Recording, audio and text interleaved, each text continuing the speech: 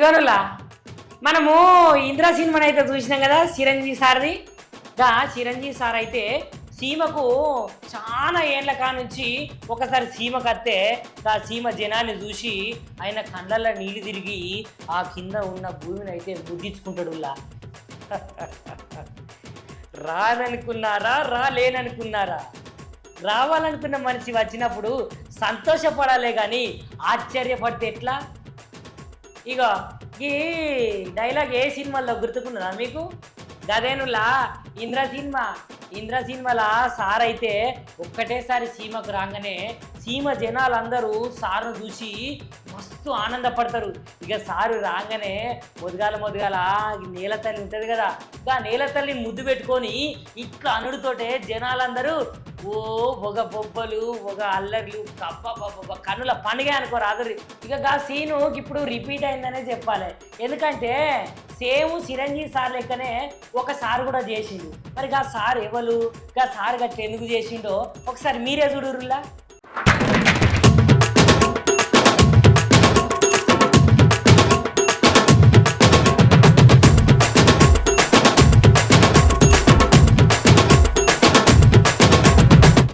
చూసిరు గదేనులా ఎవరో ఎరికైందా?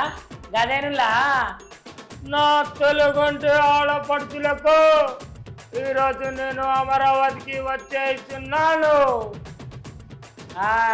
మన చంద్రాల సారు.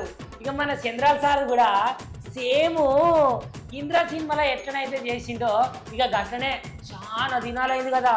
చాలా దినాలు కాదులా, చాలా ఏళ్ళైందనే చెప్పాలి.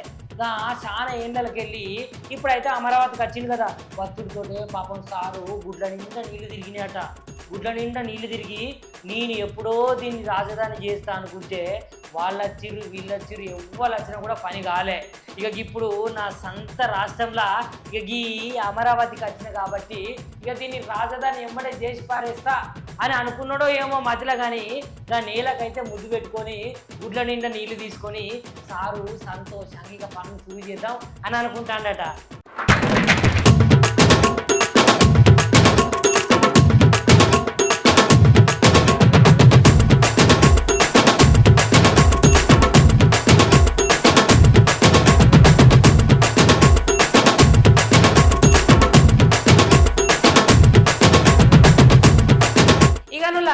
ఈ అమరావతి కళనైతే చాలా ఏళ్ళదనే చెప్పాలి.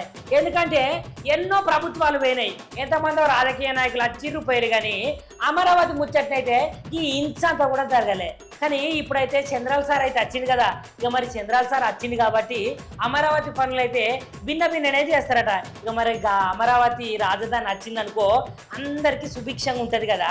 ఇక మనం కూడా అమరావతి తొందరగా రాజధాని కావాలని కోరుకుందాం. అవులా ఎక్కడ వేసిన మట్టి అక్కడే ఉంది. వీలైతే వీళ్ళు చేసిన పని విధ్వంసం చేశారు. ఇక్కడుండే పైపులు దొంగిలించకపోయారు, ఇసుక దొంగిలించకపోయారు, కడాన రోడ్లేస్తే మెటలు కూడా దోవకపోయారు. ఏ విధంగా అభివర్ణించాలో నాకైతే అర్థం కావడం లేదు. ఒక్క బిల్డింగ్ కూడా ముట్టుకోలేదు. ఒక్క రాజధానికి మనం ఆ రోజు కట్టినటువంటి అసెంబ్లీ బిల్డింగ్స్ ఉన్నాయి, పక్కనే సెక్రటరియట్ బిల్డింగ్స్ ఉన్నాయి, ఇంకో పక్క అమరావతి హైకోర్టు బిల్డింగ్లు కట్టాం.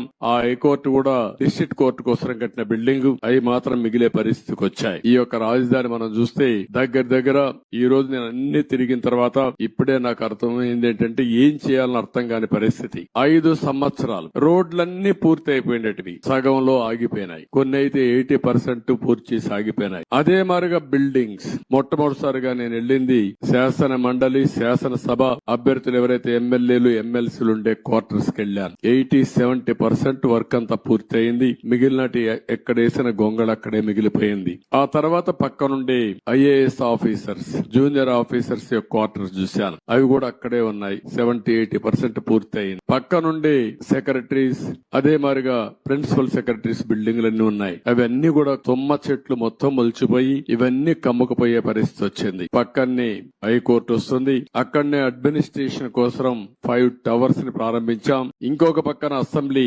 బిల్డింగ్ వస్తుంది, దాని పక్కనే హైకోర్టు వస్తుంది, అక్కడనే జడ్జెస్ బంగ్లాలు వస్తాయి, పక్కనే ఎమ్మెల్యేలు మినిస్టర్స్ బంగ్లాలు వస్తాయి. దాని తర్వాత గెజిటెడ్ ఆఫీసర్స్ 1 గానీ 2 గానీ నాన్ గెజిటెడ్ ఆఫీసర్స్ యొక్క క్వార్టర్స్ వస్తాయి. ఇవన్నీ కూడా ఎక్కడికక్కడ నిలిచిపోయినాయి. రోడ్లు కూడా అధ్వానంగా ఉన్నాయి. చాలా బాధాకరమైన సిచ్యువేషన్.